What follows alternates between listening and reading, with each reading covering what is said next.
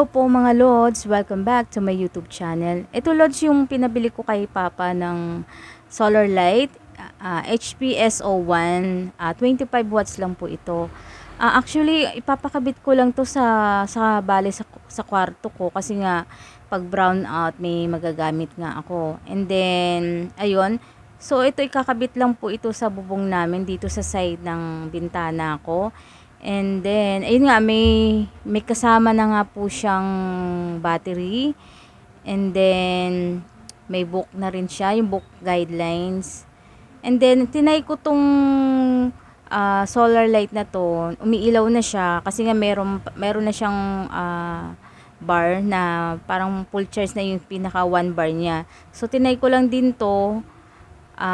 Okay naman siya, gumagana naman siya, pero kailangan pa rin talagang kargahan muna ito para at least mas maliwanag yung kalalabasan nito, yung ilaw niya. And then may libre na rin nga tong battery. So yun lang mga Lods, bali update ko po kayo, ito yung battery, ikakabit ko lang siya, and then update ko po kayo kung okay ba ang ilaw ng solar light, HPSO1 25 watts. Bali pwede naman po itong pang indoor, mostly pang outdoor talaga to. And then yung solar panel naman niya is waterproof naman.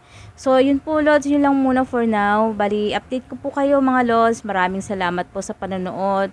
Ingat po tayo palagi. Bye! For today's guys, don't forget to hit like and subscribe and hit the bell button para lagi po kayong updated sa mga ina-upload kong video.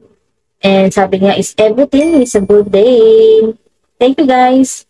Bye!